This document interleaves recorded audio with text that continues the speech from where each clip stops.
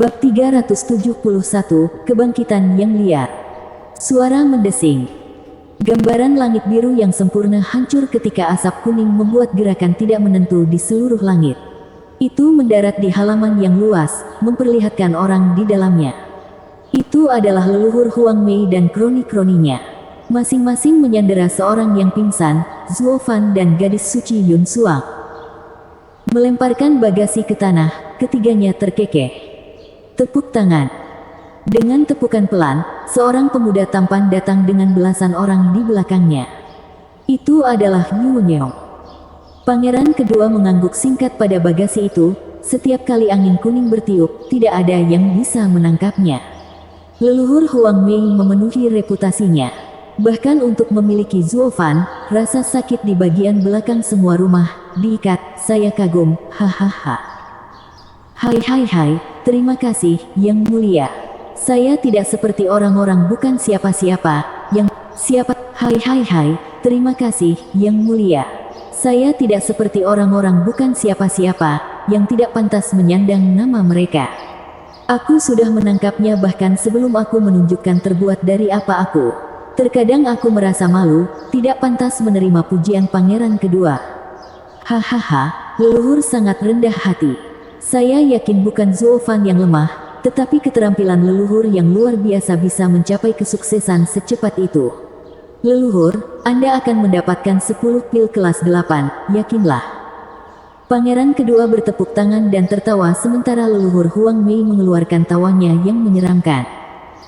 Setelah itu, pangeran kedua beralih ke bagasi. Dia membalik Zuo Fan dan mencibir melihat tatapannya yang melamun. Apakah hanya ini yang dimaksud dengan penatalaian terbaik di bawah surga?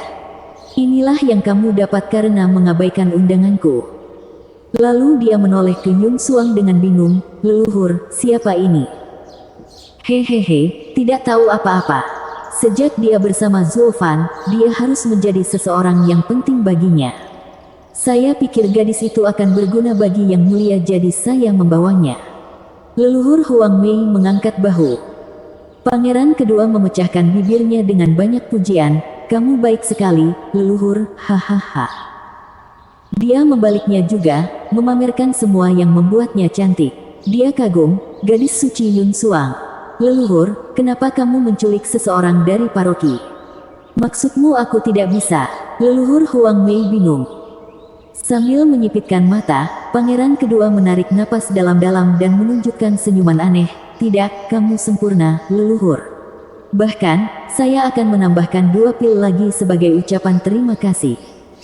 Apa? Leluhur Huang Mei terdiam sesaat lalu tertawa. Terima kasih, Yang Mulia.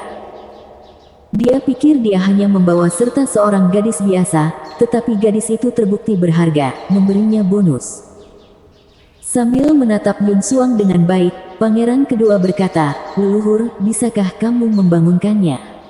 Saya punya beberapa pertanyaan. Mudah. Leluhur Huang Mei mengangguk dan mengeluarkan botol dari cincinnya.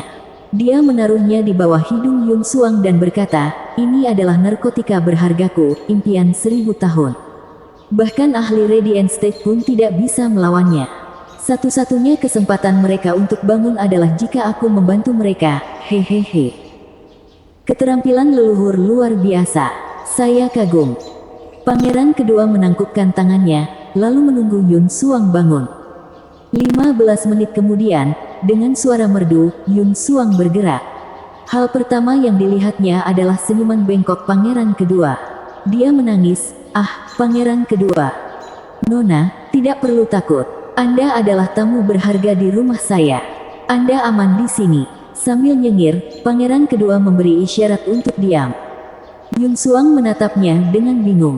Dia bergidik ke belakang saat dia menerima kaki tangannya dengan berat hati.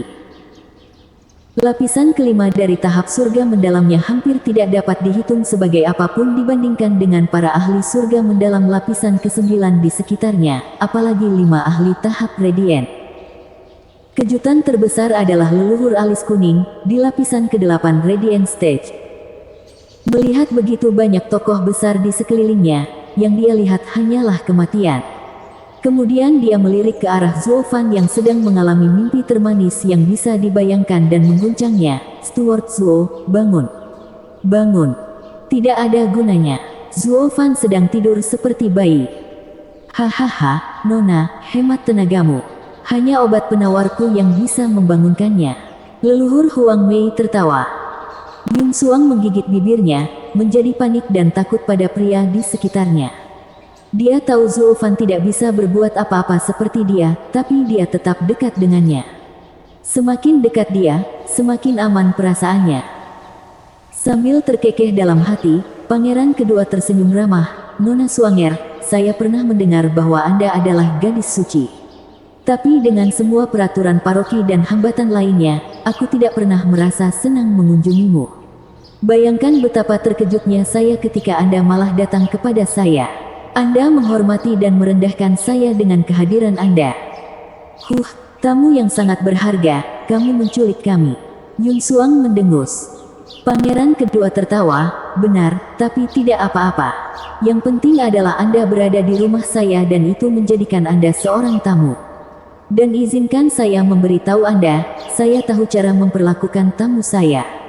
Meskipun hanya ada satu detail kecil yang sudah lama membuatku jengkel, sesuatu yang aku harap kamu bisa menjelaskannya kepadaku." "Apa?" Yun Xuang bertanya. Pangeran kedua membungkuk dalam-dalam. "Saya pernah mendengar bahwa Nona sama dengan imam besar, dengan mata yang bisa membaca langit, mampu melihat nasib seseorang. Apakah mungkin untuk melihat sekilas milikku? Apakah saya?" Pangeran kedua menjadi bersemangat dan berteriak, "Cocok untuk memerintah. Tidak dalam hidupmu." Yun Xuang keras kepala dan menembaknya di sana dan kemudian, berdasarkan ajaran leluhur klan Yun, kami selalu netral. Kami menjaga rakyat, bukan penguasa. Mengintip nasib kekaisaran adalah hal yang tabu dan bertentangan dengan prinsip klan Yun. Aku tidak dapat membantumu." Wajah pangeran kedua menunduk dan dia mendengus. "Begitu, ajaran leluhur, bukan? Lalu mengapa saya mendengar bahwa 20 tahun yang lalu, imam besar telah membaca nasib Huangpu Qingtian? Bagaimana bisa sama?" Yun Xuang menjelaskan, "Huangpu Qingtian masih kecil saat itu. Nasibnya penuh liku-liku. Dia belum dewasa menjadi seseorang yang layak untuk memerintah. Sebaliknya, Anda sudah dewasa dan memiliki lebih sedikit titik balik. Jika Anda memang memiliki watak naga, hal itu akan lebih sering terjadi. Dan membacanya berarti mengungkap rencana surga, mengundang murka surga, dan mendatangkan neraka bagi banyak orang. Dia seharusnya tidak mengatakan itu." Kini jantung pangeran kedua berdebar-debar karena kegembiraan. Ketika Huangpu Qingtian meninggal, nasibnya sebagai seorang kaisar tidak pasti dan bahkan jika dia memiliki watak seorang raja, dia masih tidak dapat mengatasi kesengsaraan yang disebut Zuofan. Tapi pangeran kedua berbeda, nasibnya sudah ditentukan. Setelah ditentukan, itu akan terjadi. Kesimpulannya, yang harus dilakukan gadis suci hanyalah mengatakan bahwa dia memiliki keinginan untuk menjadi seorang kaisar dan tidak ada yang akan menghentikannya. Dia akan memiliki perjalanan yang mulus menuju tahta.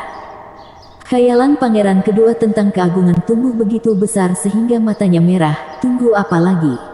Manjakan matamu pada diriku yang agung. Beritahu saya jika saya memiliki apa yang diperlukan untuk mencapai puncak." "Sudah kubilang, aku tidak boleh." Pangeran kedua memegang pedang spiritual kelas 5 dan menyodok tenggorokan Zuofan dalam kegilaannya. "Kudengar kalian berdua dekat. Lihat saja atau dia akan mati." "Tenang, Yang Mulia. Bagaimanapun, dialah yang Mulia menganugerahkan gelar pengurus terbaik di bawah langit. Kami juga harus menjawab jika terjadi sesuatu padanya." Seseorang mendesak di telinga pangeran kedua. Pangeran kedua melotot dan meraung, "Kotswalop. Begitu aku naik tahta, pengurus terbaik di bawah surga tidak ada gunanya."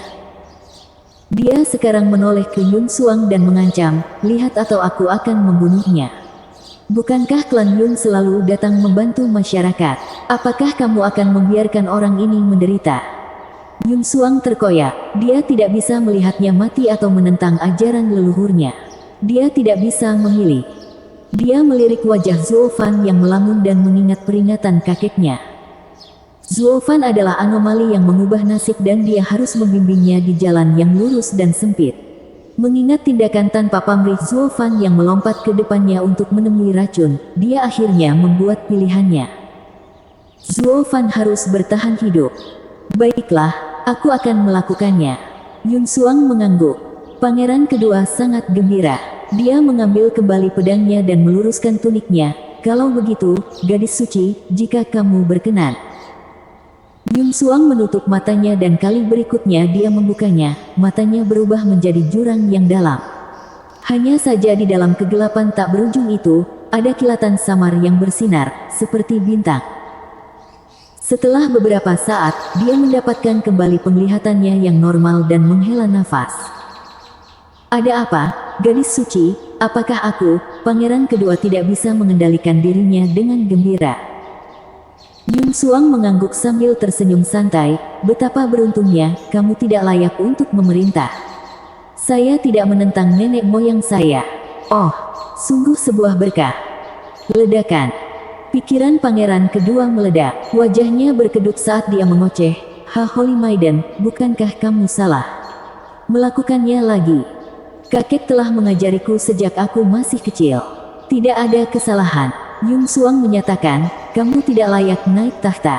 Jangan buang nafasmu. Tapi aku akan memberitahumu ini, kebaikanku padamu. Jalan yang Anda lalui penuh dengan bahaya, menuju kehancuran abadi. Kembalilah dan Anda mungkin menjalani kehidupan yang damai. Jika kamu tidak, dasar pembohong, Anda berani menipu saya, aku akan membunuhmu." Sambil mengaum, pangeran kedua menyangkal nasib buruk ini dengan seluruh keberadaannya dan bahkan kehilangan akal sehatnya. Mengangkat pedangnya lagi, dia menebas Yun Xuang. Yun Xuang menjerit dan meringkuk. Pedang itu gagal memotong bahkan sehelai rambut pun dari kepalanya karena pedang itu tertancap di cakar naga. Yang terjadi selanjutnya adalah kicauan iblis, "Hahaha, bodoh, meskipun kamu pantas untuk memerintah, saat kamu menangkapku, nasibmu sudah hancur." Bab 372, meratakan rumah pangeran. Dentang. Dengan suara yang tajam dan samar, pedang spiritual kelas 5 milik pangeran kedua patah menjadi dua dalam genggaman cakar naga itu, membuat semua orang ketakutan. Zuofan berdiri dengan bangga dan tinggi di depan Yun Xuang, mengarahkan tatapan dinginnya ke arah para penjaga dan berhenti di depan pangeran kedua sambil terkekeh, "Hehehe, hanya karena undangan yang ditolak kamu memutuskan untuk menculikku. Aku harus menyerahkannya padamu, itu butuh nyali." Zuofan. Pangeran kedua mengoceh, terhuyung mundur karena ketakutan. Yun Xuang meledak kegirangan pada sosok tinggi dan perkasa itu, "Stuart Zuo, kamu baik-baik saja?" "Hahaha, tidak pernah sebaik ini. Seperti yang saya katakan, tetaplah bersama saya dan Anda akan pergi ke berbagai tempat. Hanya saya yang bisa mendorong orang lain. Yang lain tidak akan pernah mendapat kesempatan. Tetaplah bersamaku dan tidak ada yang akan menyentuhmu." Zuofan mengacungkan jempol dan menyeringai, kembali memamerkan barang curiannya. Yun Xuang terkikik dan tersipu. Leluconnya berhasil meredakan kekhawatirannya.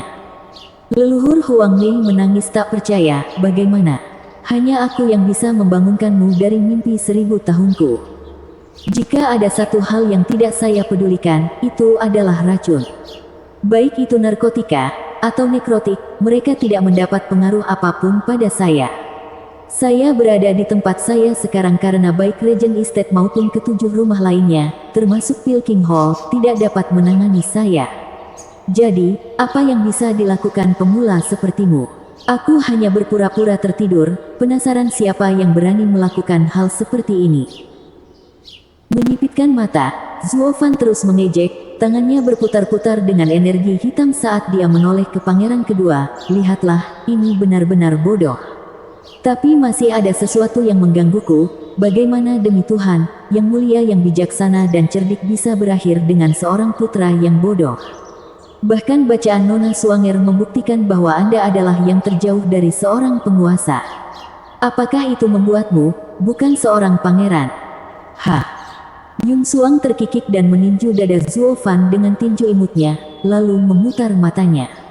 Keterkejutan pangeran kedua kini berubah menjadi kemarahan yang meluap-luap, napasnya terengah-engah saat dia menatap ke arah Zuo Fan. Zuo Fan telah meludahi itu tepat di wajahnya.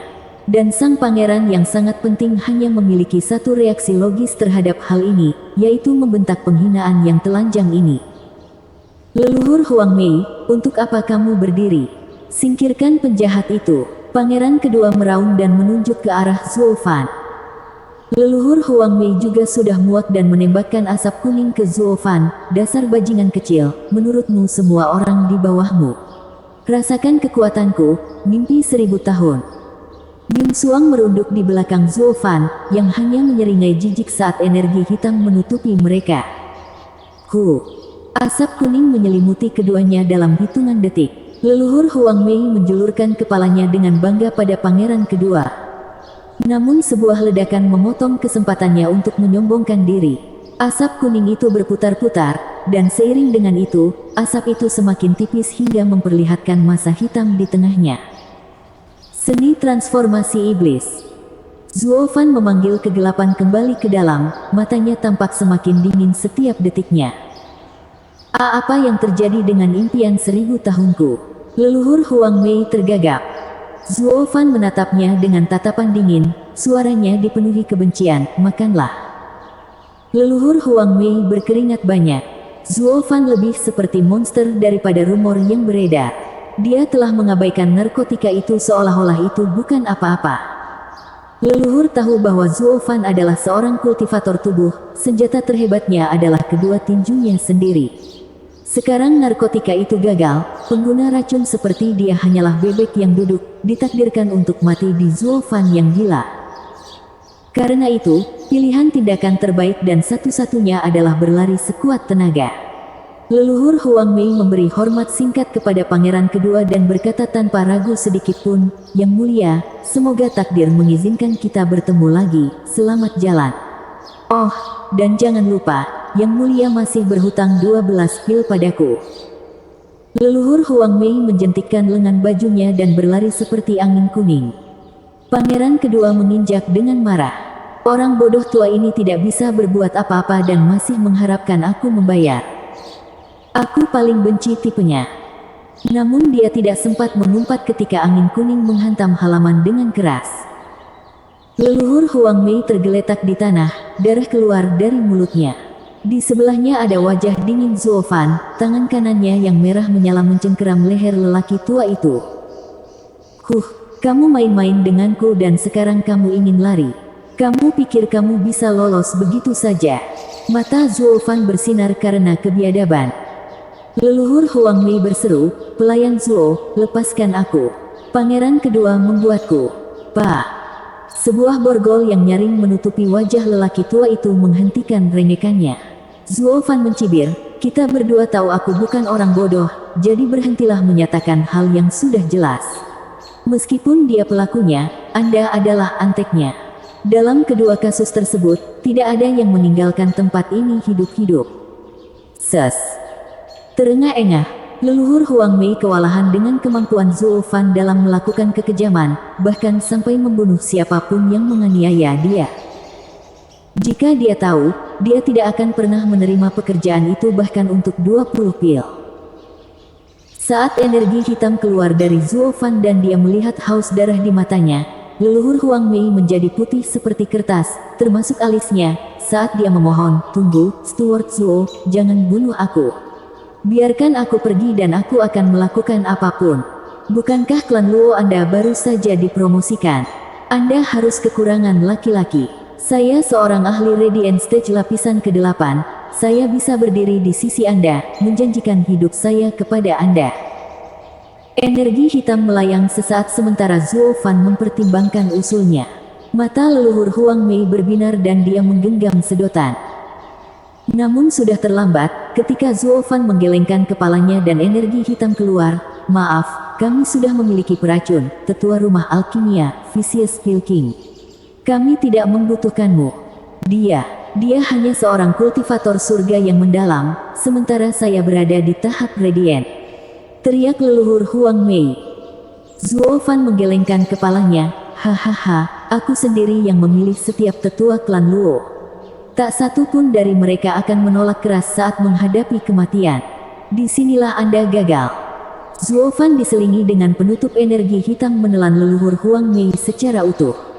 Lucu bagaimana dia melakukan hal yang sama seperti yang dilakukan leluhur Huang Mei padanya. Perbedaan yang mencolok adalah energi hitam jauh lebih mematikan. Setiap orang mendapat kursi barisan depan dalam diet ajaib leluhur Huang Mei. Dia menipis di bawah mata telanjang. Ditelan masa hitam, wajahnya berubah setiap detik. Dietnya hanya berakhir ketika keberadaannya menjadi tidak berarti apa-apa. Pangeran kedua jatuh ke tanah karena ketakutan. Orang-orang Radiant State miliknya juga gemetaran, memegang tuan mereka saat mereka merangkak mundur perlahan.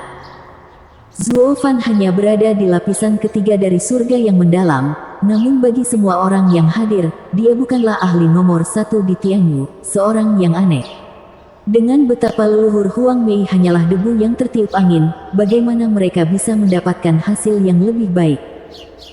Yun Suang mengerutkan bibirnya, memperhatikan si pembunuh batu yang dingin itu dengan ketakutan. Ini adalah pertama kalinya baginya, menyaksikan seorang pria mati dengan cara seperti itu. Kakek telah memberitahunya bahwa dia adalah orang paling keji yang pernah hidup di dunia ini, dan dia ada di sana untuk meluruskannya. Tapi mereka mengobrol dan tertawa beberapa saat yang lalu. Dia bahkan membelanya ketika dia sangat membutuhkannya. Dia sama sekali tidak terlihat seperti makhluk jahat. Baru sekarang dia berhadapan langsung dengan sifat kejam dan berbahaya Zuo Fan. Tepuk. Zuo Fan menunjukkan seringai jahat melihat ruang kosong di depannya, lalu menoleh ke arah bocah cantik dan gengnya. Gemetar seperti daun, pangeran kedua berubah menjadi tidak bersalah, bertingkah seperti bocah nakal yang tertangkap dan berkerumun dengan pengawalnya sambil menunggu hukuman. SS Steward Zuo, saya tahu kesalahan saya. Aku tidak akan melakukannya lagi, jujur. Tolong biarkan aku pergi, sekali ini saja. Suara pangeran kedua bergetar. Zuo Fan mendahuluinya dan mencibir, lain kali. Jika ada waktu berikutnya, kematian si tua bangka itu akan tampak seperti perjalanan yang menyenangkan dibandingkan dengan kematianmu.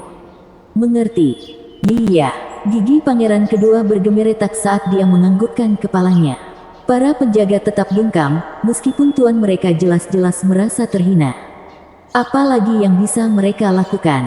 Mereka bisa melawan monster itu sampai nafas terakhirnya, tapi apakah ada gunanya? Siapa yang cukup bodoh untuk mengacaukan orang biadab ini yang bahkan 7 rumah pun tidak berani melakukannya? Oh, benar, pangeran kedua adalah salah satunya. Mereka semua meratap dalam hati, meski tidak ada yang mengkritik tuan mereka dengan keras. Zuo Fan melihatnya terpaku di tempatnya dan menepuk pipinya, memperingatkan, demi wajah cantikmu, aku akan berhenti di situ. Pangeran kedua menenangkan napasnya. Tapi Zuo Fan terus berbicara, meskipun aku juga tidak akan bersikap lunak padamu. Memberi Anda sedikit pekerjaan rumah akan bermanfaat bagi karakter Anda. Tangan kanan Zuo Fan memerah dan dia menghantam tanah. Tinju orang biadab itu meratakan rumah pangeran. Bab 373, Kejahatan Terburuk. Gelombang merah keluar dari titik tumbukan. Ledakan yang tiba-tiba itu menghancurkan seluruh area yang diliputinya, menghancurkan apapun dalam jarak 100 mil dan membuat pasir setinggi langit. Kelompok pangeran kedua terlalu sadar untuk memperhatikan pasir mengambang yang mengubur mereka pada detik berikutnya. Semua yang mereka tahu hilang dalam sekejap. Itu termasuk kediaman pangeran kedua seluas 80 mil serta bangunan di sekitarnya. Setelah tinju Zuo Fan, seluruh ibu kota kekaisaran berguncang, mencapai ambang kehancuran. Di taman istana kekaisaran, kaisar sedang bermain catur lagi dengan Sima Hui. Hanya saja kali ini, kaisar tidak begitu damai. Dengan semua pemain datang ke ibu kota kekaisaran, bahkan kaisar pun khawatir. Gempa bumi besar terjadi dan papan catur terbalik. Kaisar berteriak, ada apa sekarang? Yang mulia, kami hanya tahu bahwa itu berasal dari istana pangeran kedua. Seorang penjaga melaporkan. Kaisar menjadi murung dan membentak, apa yang telah dilakukan orang kedua kali ini? Cari tahu. Segera, penjaga itu bergegas pergi. Sima Hui berhenti sejenak lalu menangkupkan tangannya. Yang mulia, itu bukan hanya keributan kecil. Bolehkah saya memeriksa pangeran kedua? Saya khawatir akan terjadi hal yang lebih buruk. Kaisar mengusirnya sambil menghela nafas. Sima Hui membungkuk dan melesat ke langit. Di kediaman Perdana Menteri, seorang pria berpakaian hitam berbisik di telinga Zhuge Changfeng. Namun suara gemuruh yang tiba-tiba memecahkan semua tembikar itu. Zhuge Changfeng menatap sejenak, lalu mengejek, anak muda sungguh berani. Monster kecil itu tidak mudah untuk ditangani, bahkan bagiku. Namun anak bodoh itu pergi dan memprovokasi dia. Hahaha, itu anak sapi bagimu, bodoh dan bodoh. Pelajaran ini menurutku seharusnya menjadi pelajaran yang kejam. Zhuge Changfeng menutup matanya dan senyuman tipis muncul. Sementara itu, di kediaman lembah neraka di ibu kota kekaisaran, Yuan Shan dan para tetua berada di sebuah ruangan kecil ketika bumi bergetar di bawah kaki mereka, meski hal itu tidak pernah merusak ketenangan mereka. Dia akhirnya bertindak, dan akhirnya hancur. Yuan Shan menghela nafas. Mereka sudah tahu sejak lama bahwa pangeran kedua menginginkan Zhuo Fan di sisinya.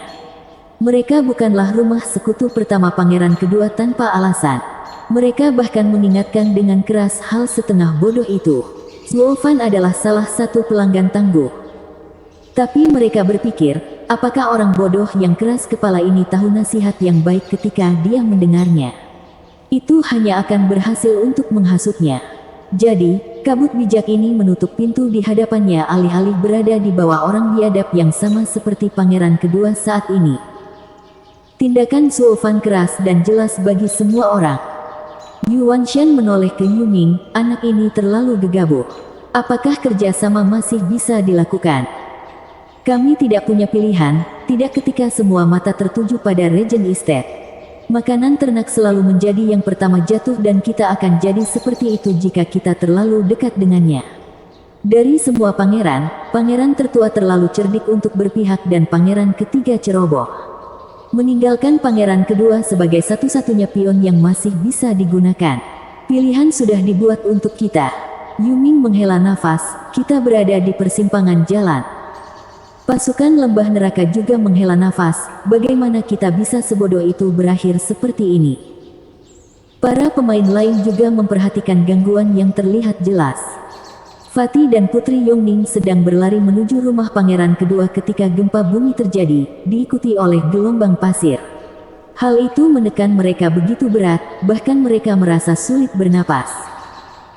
Setelah pasirnya mengendap, Putri Yongning meniupnya dengan angin kencang. Ibu kota kekaisaran adalah pemandangan yang sangat indah.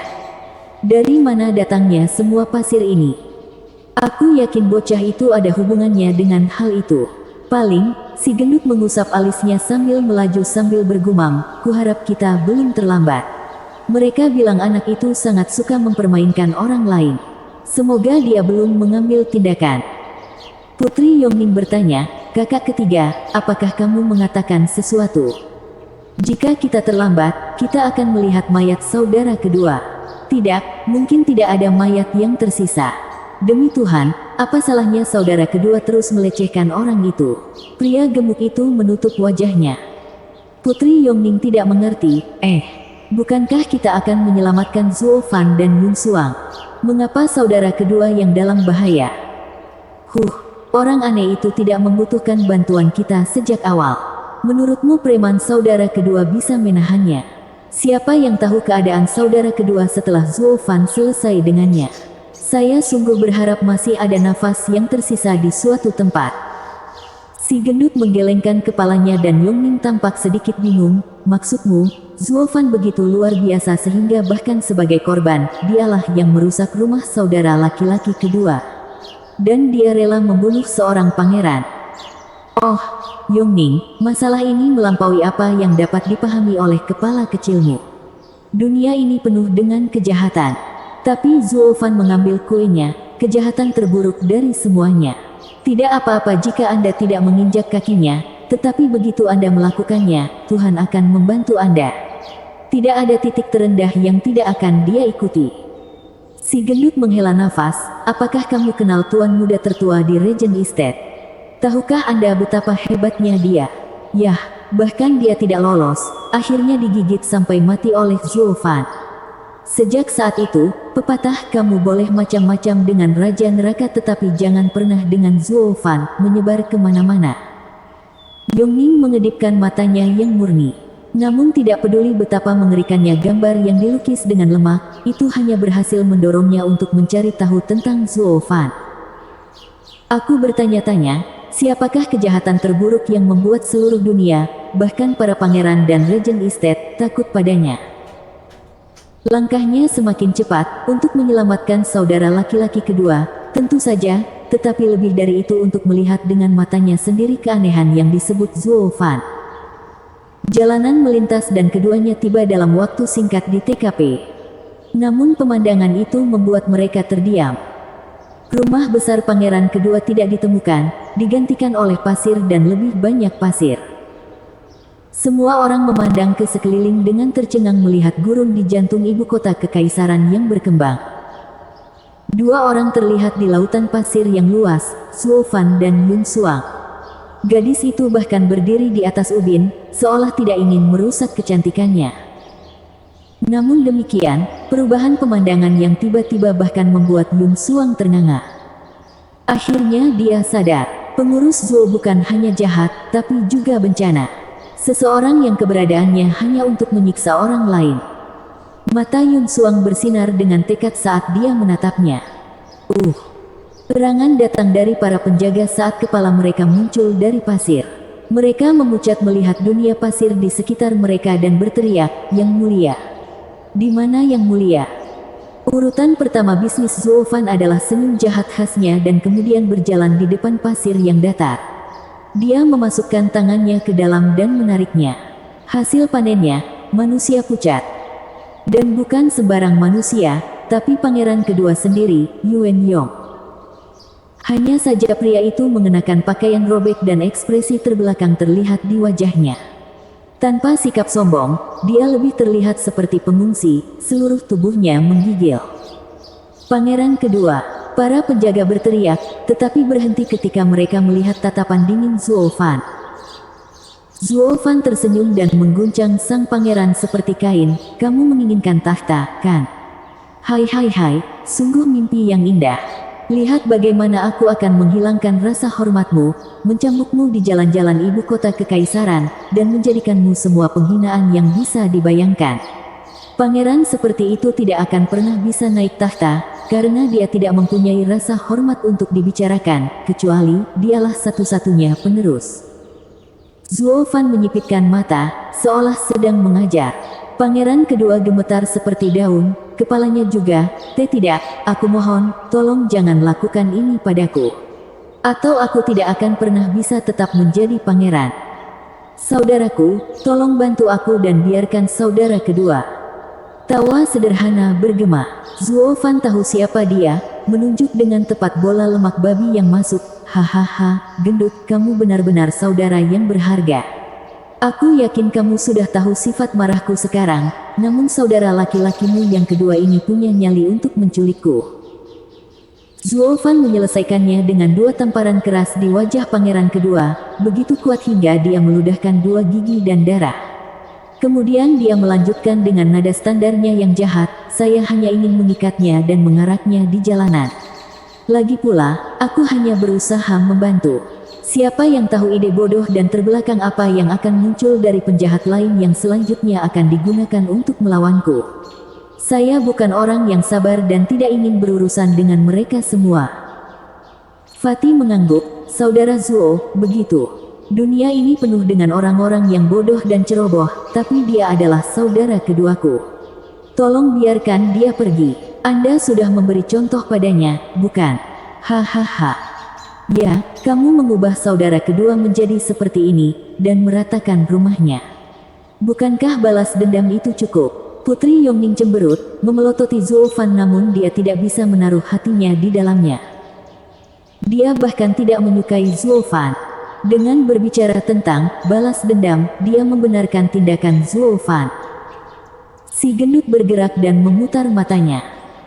Dia tahu Yongning tidak bersungguh-sungguh, tapi masih merasa sedih. Dia adalah saudara laki-laki kedua Anda sementara Anda hanya melihat Zulfan sekilas beberapa kali. Apa yang kamu lakukan memberikan alasan kepada orang luar untuk mencemari keluargamu? Apakah kamu akhirnya memperhatikan seseorang? Bab 374, Pernikahan yang Ditakdirkan. Melihat si gendut dan Yongning, Zulfan tertawa. Baiklah, saya rasa saya bisa mengampuni anak itu, demi Anda. Tapi luruskan ini, kalian berdua masing-masing berhutang satu padaku. Dan cepat atau lambat, kamu akan naik kuda. Saudaraku, kita hanya punya satu saudara laki-laki kedua. Biarkan dia pergi dan tentu saja kami akan berhutang budi padamu, tapi apa yang kamu lakukan meminta satu dari kami masing-masing. Wajah si gemuk menjadi gelap. Alis Zulfan terangkat saat dia terkekeh, bukan salahku kalau kalian berdua memintaku untuk melepaskannya. Itu menjadikannya dua keuntungan. Ketika saatnya tiba dan aku membutuhkanmu, sebaiknya kamu mengaku. Sialan sekali.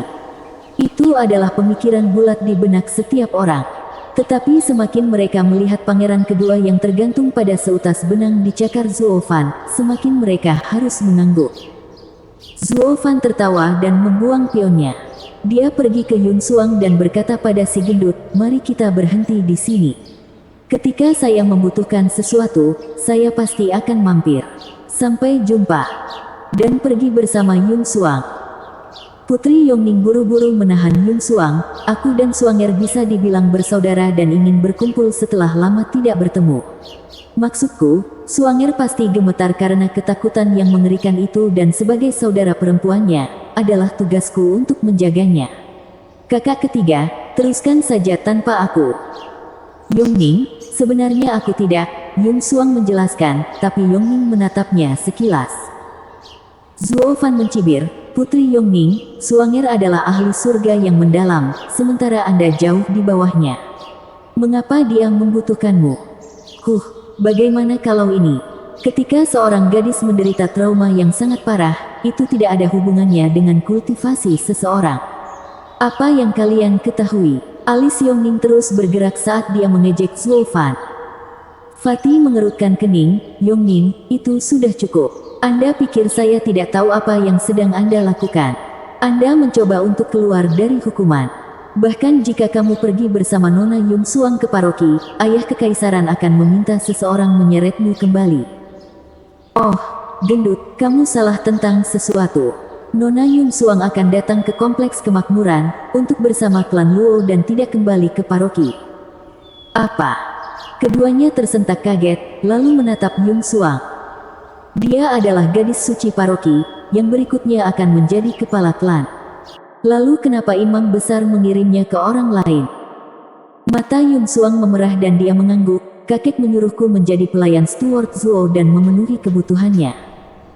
Nani, kebutuhan. Pembaca bintang, Nani adalah terjemahan literal di sini. Kata pinjaman dari bahasa Jepang, artinya apa? Tebak penulis mencoba membuat yang lucu. Mata si gendut berkobar dengan api yang bahkan penderitaan saudara laki-lakinya yang kedua pun tidak dapat bergejolak. Zulfan, dasar binatang buas yang keji. Dulu aku mengira kamu hanya 90% jahat, tapi sekarang aku tahu kamu mampu merendahkan diri hingga memaksakan dirimu pada gadis tak berdosa. Bicaralah, bagaimana kamu memeras imam besar agar membuat keputusan yang memalukan. Putri Yongning memelototi Zulfan dan berhenti di depan Yun Suang, berbisik, Suanger, jangan khawatir. Aku tidak akan membiarkan iblis keji ini mencakarmu. Zulfan melirik keduanya dan mengangkat bahu. Yun Suang melambai kemana-mana, dengan wajah merah padam, kamu salah paham. Sama sekali tidak seperti itu.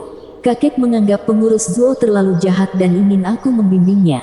Itu sebabnya. Oh begitu. Kedua royalti itu akhirnya menemui titik terang. Fatih hanya menatap Zulfan lama-lama dan menghela nafas. Nona Yun Suang, klan Anda berjuang untuk kemajuan masyarakat, yang saya kagumi, tetapi saya harus menekankan satu fakta penting. Orang ini, atau apapun sebutannya, tidak hanya memiliki kecenderungan jahat, tapi dia juga benar-benar jahat, yaitu iblis. Bibit yang malang, menjijikkan, dan keji yang bahkan diludahi. Hei, bukankah aku hanya 90% jahat? Bagaimana saya menjadi jahat murni? Aku belum pernah memaksa seorang wanita seumur hidupku, kan? Zuo Fan memutar matanya. Fatih mengejek, apa artinya itu? Dengan keburukanmu, tindakan seperti itu sudah menjadi kebiasaanmu. Kamu ada benarnya juga. Zuo Fan mengangguk sambil termenung. Puff. Gadis-gadis itu terkikik di samping Zuo Fan. Ketika Zuo Fan tidak marah, dia adalah manusia yang cukup baik. Dia tidak peduli dengan detailnya, juga tidak terlalu bertele-tele. Cukup menyegarkan dibandingkan beberapa bapak-bapak. Ada yang mengatakan bahwa dia berada jauh di atas para pejabat yang menganggap diri benar itu. Itu, tentu saja, berlaku pada waktu istirahatnya untuk membunuh dan melancarkan kekacauan. Bagaimanapun, mengubahnya seperti memindahkan gunung. Tidak merusak diri sendiri selama ini sudah merupakan keajaiban. Si gendut menghela nafas, nona muda klan Luo dulu sangat baik dan sopan. Tapi sekarang ku dengar dia telah dibobol, cerdik dan licik. Lebih banyak alasan aku harus tetap bersama Suanger, untuk tidak membiarkan dia tersesat. Yongning menemukan alasan yang bagus untuk kali ini. Fatih menggelengkan kepalanya, lakukan apa yang kamu mau. Tapi jangan berpikir aku akan disalahkan ketika ayah kekaisaran mendengar hal ini. Yongning terkikik dan memeluk erat Suanger, bahkan menciumnya. Zuo Fan juga tidak membantah, pergi memberi hormat kepada si gendut. Sedangkan untuk si gendut, dia harus tetap tinggal untuk membereskan semua kekacauan ini dan menenangkan pangeran kedua yang trauma. Tapi si gendut itu peduli pada adiknya, tidak lupa memberi peringatan keras kepada Zuo Fan. Tentu saja, Zuo Fan membawanya dengan tangan terbuka. Siapa tahu, biji mata kaisar mungkin masih ada gunanya. Setiap saat, setiap jam, satu-satunya hal yang ada di pikiran Zuo Fan adalah skema besar. Bahkan ketika mencemari pangeran kedua, dia masih tahu kapan harus berhenti, agar keluarga kekaisaran tidak menentangnya. Tapi membiarkannya pergi dengan mudah juga merupakan hal yang mustahil. Setiap kata yang diucapkannya kepada pangeran kedua dijalin dengan indah dengan makna yang lebih dari sekadar teguran. Pangeran kedua sekarang tahu bahwa dia tidak cocok untuk tahta. Dan di saat putus asa, Zuo Fan memberinya dorongan yang baik. Bunuh sisanya dan kamu akan menjadi penerus sejati. Keluarga kekaisaran sedang mendidih di dalam dan yang harus dia lakukan hanyalah menjadi pemancing yang sabar. Dalam rencana tripartit, semua orang ingin keluar dari kebuntuan, namun tidak ada yang mau bertahan. Itu hanya akan memaksa mereka untuk bertahan. Kaisar mengangkat klan Luo dengan tujuan yang sama. Dan Zuo Fan menghasut pangeran kedua untuk hal yang sama. Aku hanya ingin tahu apakah si gendut mengetahui semuanya karena dia menghentikanku untuk memberikan nasihat lebih lanjut kepada pangeran kedua. Bukan berarti hal itu membuat perbedaan. Benih permainan kekuasaan telah berkembang di hati pangeran kedua. Melirik pangeran kedua yang kebingungan yang terbaring di pasir, Zuo Fan menunjukkan senyuman lalu berjalan pergi bersama para gadis. Fatih beralih dari Zuo Fan ke saudara laki-lakinya yang kedua dan menghela nafas. 1 jam kemudian, Zuo Fan tiba di kompleks Bupati Kemakmuran. Semua klan Luo kagum setelah penjelasan singkat faktanya. Zuo Fan sedang berjalan-jalan ke paroki, namun kembali tidak hanya dengan gadis suci yang agung, tetapi juga seorang putri. Nona muda, tempatkan mereka. Saya akan mengasingkan diri selama 3 hari. Zuo Fan berkata kepada Luo Yunchang dan berjalan keluar. Luo Yunchang mengangguk dan membawa para tamu ke kamar mereka. Dalam perjalanan, dia mengalihkan pandangan penuh harapan ke Yun Suang, Nona Suanger, bisakah kamu benar-benar membaca takdir? Yun Suang mengangguk, merasa bingung di dalam hati. Kemana perginya anak muda ini dengan ini? Apakah dia juga ingin tahu apakah klan Luo cocok untuk berkuasa? Dia tidak bisa jauh dari kebenaran. Luo Yunchang tersipu ketika dia berkata, Nona Suanger, bisakah kamu menyelidiki takdir pernikahanku? Yun Suang bingung, lalu menghela nafas. Hati seorang gadis tentu saja tidak seperti hati laki-laki. Dia tersenyum, tentu saja. Luo Yunchang tertawa, tolong beritahu saya kapan pernikahan saya akan tiba. Yun Suang mengangguk dan matanya berubah menjadi jurang yang dalam. Begitu dia kembali dari bacaannya, aneh, pernikahanmu seharusnya sudah lama berlalu.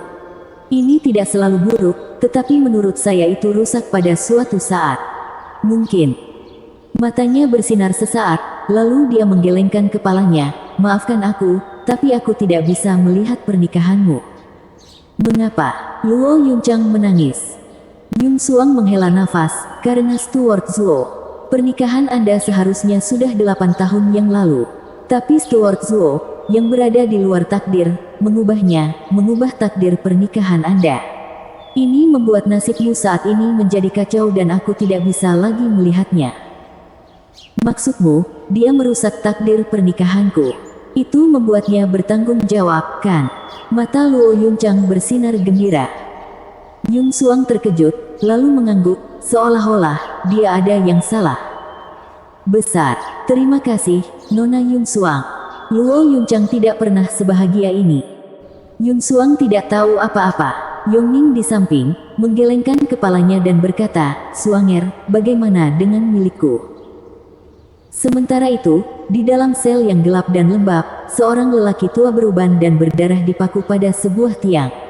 Bilah bahunya telah tertusuk, budidayanya dirampok, dan nafas terakhirnya. Dia adalah imam besar paroki, Yun Suanji. Dia dikelilingi oleh bayangan. Imam besar, kamu melewati batas. Sebuah suara tua dan akrab terdengar dari balik tabir. Imam besar tertawa lemah, klan Yun selalu berjuang untuk rakyat. Kami belum pernah melewatinya, tidak seperti kamu. Apakah kamu membicarakannya dengan seseorang, termasuk Suo Fan? Suara itu menjadi dingin. Imam besar menggelengkan kepalanya, masalah itu terlalu berbahaya dan tidak bisa disebarluaskan. Saya tidak akan pernah menyakiti orang biasa. Bagus sekali. Suara mendesing. Sebuah rantai terbang dari balik tabir dan masuk ke dalam hati imam besar. Imam besar bergidik dan kepalanya tertunduk. Hahaha, karena dia tidak berbicara, permainan masih berlangsung. Tawa dingin dan menyeramkan datang lagi. Bab 375, Kabar Buruk.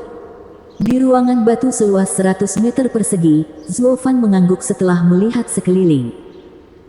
Meski tidak sebesar kompleks Pangeran Kedua, kompleks Bupati Kemakmuran memiliki segalanya.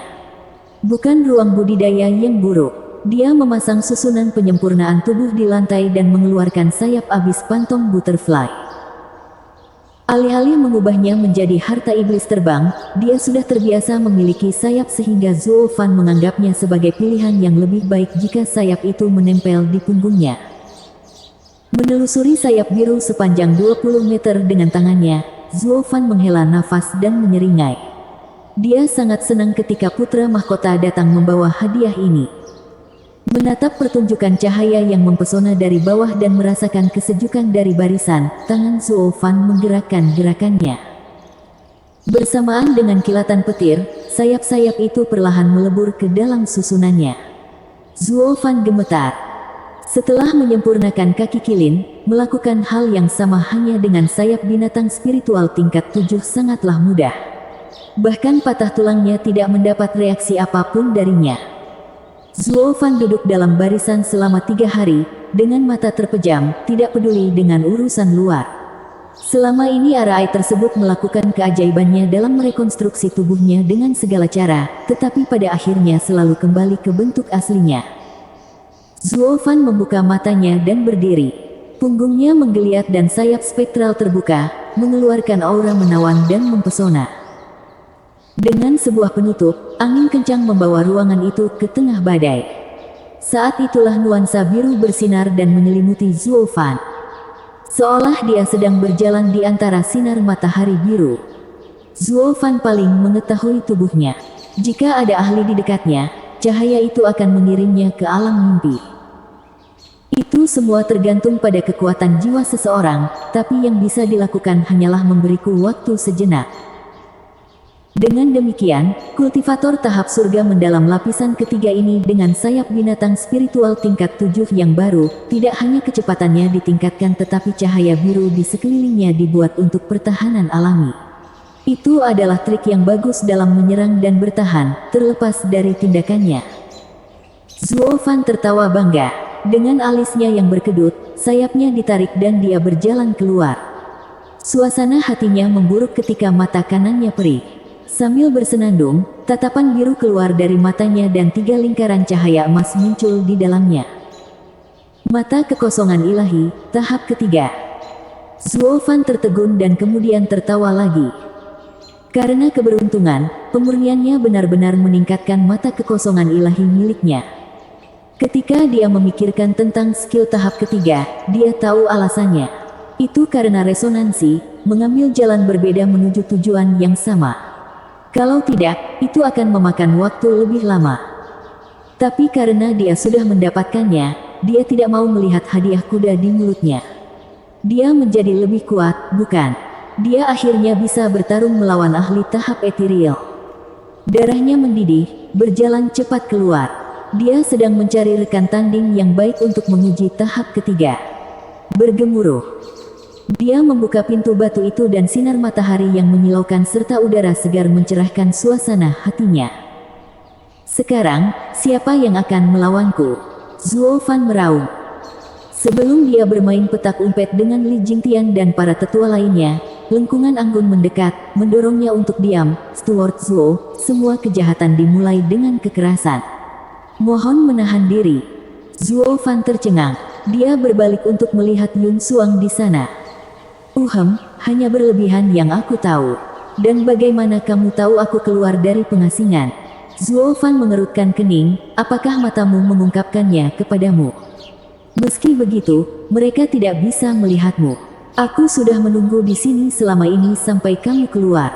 Sambil tersenyum, Yun Suang menampilkan gambaran peri saat dia menyerahkan handuk kepadanya. Ini, segarkan diri setelah kerja kerasmu, dan biarkan itu mencerahkan harimu. Terima kasih, tunggu sebentar, apa yang sedang kamu lakukan? Zuo Fan sampai di tengah-tengah penghapusan. Senyuman manis Yun Suang muncul bersamaan dengan nada ramahnya, saya pelayan Anda. Itu ada dalam deskripsi pekerjaan saya. Dan saya perlu membimbing Anda menuju kebaikan. Untuk melakukan itu aku harus membuatmu bahagia sepanjang hari, setiap hari. Jangan sampai emosi mengamuk dan Anda menjadi jahat lagi. Aku juga membelikanmu ini. Yun Suang mengeluarkan sebuah buku kecil. Zuo Fan membacakan judulnya, 3 karakter klasik. Pembaca bintang, teks yang ditulis pada abad ke-13 untuk membantu anak-anak belajar bahasa. Terdiri dari 3 ayat karakter, mudah dibaca dan dipelajari, yaitu hal-hal anak-anak. Ini untuk anak-anak. Zuo Fan mengedipkan mata ke arah Yun Suang dengan bingung. Yun Suang mengangguk sambil tersenyum, orang yang lahir pada dasarnya baik. Itu akan bermanfaat bagi semangatmu. Cobalah. Aku tidak akan membaca sepatah kata pun. Saya telah menjelajahi dunia selama bertahun-tahun sehingga tidak dapat memanfaatkan ajaran Bin. Zuo Fan membanting buku itu ke trotoar dan menyorongkan jarinya ke wajahnya. Nona Suanger, saya tidak meminta Anda menjadi pelayan atau guru untuk memperbaiki kesalahan saya. Saya hanya ingin Anda membaca langit dan memberitahu saya masa depan. Yang harus Anda lakukan adalah memberitahu saya apa yang dilakukan pemain lain dan saya dapat mengambil kesimpulan dari sana untuk mengetahui rencana mereka. Dengan matamu dan kecerdasanku, kita akan memiliki kendali atas segalanya. Itu peranmu. Yun Suang menatapnya lama. Senyumnya mengempis dan dia mengambil buku itu dengan sedih. Zuo Fan mengangkat bahu dan bertanya seolah tidak terjadi apa-apa. Sekarang, apa yang dilakukan faksi hari ini? Saya tidak melihat. Yun Suang cemberut, lalu melangkah pergi. Untuk menyelamatkan orang-orang, kamu harus memiliki hati yang lurus. Sampai kamu dididik ulang, aku bahkan tidak akan mengintip Anda. Zuo Fan mengertakkan gigi dan meludah. Lalu apa yang masih kamu lakukan di sini jika kamu tidak melihat? Aku akan membawamu kembali. Kita akan menemui Yun Suangji dan menyuruhnya memeriksanya. Zuo Fan menariknya keluar. Yun Suang sangat tertekan, air mata mengalir di matanya. Diseret, kakinya meninggalkan bekas yang dalam di tanah. Luo Yunchang dan sang putri sedang mengobrol dengan riang ketika mereka melihat mereka lewat dan terjebak dalam kesusahan. Apa yang sedang terjadi? Luo Yunchang hanya perlu melihat Suanger menangis untuk mengetahuinya. Zuo Fan pasti menunjukkan sisi jahatnya lagi. Zuo Fan melakukan hal yang sama saat itu di kaki Gunung Blackwind. Meskipun ledakan kasar dan keras ini cenderung mereda selama bertahun-tahun menghabiskan waktu bersama anggota klannya. Sedangkan bagi orang luar, dia tidak menahan diri sama sekali, yang paling keji dari yang paling keji. Yun Suang belum cukup lama berada di dekatnya untuk melihat sisi ini. Siapapun yang pernah menyaksikan salah satu episode kemarahannya akan merasa takut. Melindungi Suanger, Luo Yunchang memelototi Zuo Fan. Stuart Zuo, apa yang Suanger lakukan agar kamu menakutinya seperti ini? Ya, Suanger sangat baik, melakukan semua yang kamu minta darinya. Anda pasti bersalah di sini karena memilih Suanger kami. Putri Yongning membusungkan dadanya, memeluk Yun Suang erat-erat, minta maaf sekarang juga, atau aku akan memberitahu ayah kekaisaran. Zuo Fan memandang mereka bertiga dan menghela nafas.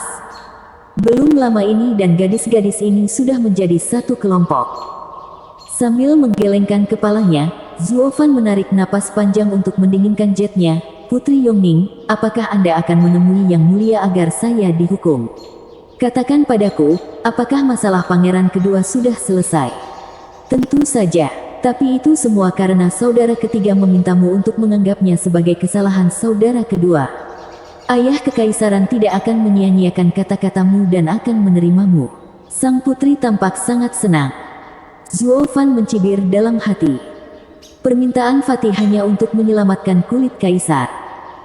Dalam keadaan saat ini, di mana semua faksi menemui jalan buntu, jika keluarga kekaisaran bergerak melawan klan Luo, Regent Estate akan merayakannya. Ia sedang menunggu klan Luo dan keluarga kekaisaran untuk bertarung sehingga bisa menangani mereka berdua dalam satu gerakan. Keluarga kekaisaran tidak akan berpura-pura hanya untuk pangeran kedua yang hanya akan menderita pada akhirnya. Zuo Fan yakin akan hal itu. Hanya putri bodoh ini yang masih berkhayal, mengira kaisar adalah orang nomor satu di dunia. Zuo Fan menoleh ke arah Yun Suang, setelah melampiaskan kemarahannya sebelumnya, berubah menjadi serius. Nona Suanger, ketika kakekmu menyerahkanmu ke dalam perawatanku, dia mengatakan banyak hal. Tapi satu hal yang dia tekankan, bahwa kamu berguna. Jika kamu tidak bisa menolongku, alasan apa yang aku miliki untuk mempertahankanmu? Klan kita tidak membutuhkan dua ibu rumah tangga yang bertengkar. Mata Luo Yunchang menjadi merah dan dia memelototinya, namun hatinya benar-benar pusing. Ibu rumah tangga yang suka bertengkar yang dia maksud tadi pastilah dia. Entah tidak disengaja oleh pembicara, atau karena delusi pendengar, bagi Zuo Fan, yang merupakan pramugara, untuk mengatakan sipir, dia menganggapnya seolah-olah lebih dari itu. Pembaca bintang, itu sebuah pelesetan. Adalah pramugara dan menyala, berarti istri pramugara, tapi juga orang yang sibuk, pengurus rumah tangga. Ketika Luo Yunchang memandang Zuo Fan, tatapannya melayang dan jantungnya berdebar kencang. Namun Zuo Fan hanya memperhatikan Yun Suang, menunggu jawaban.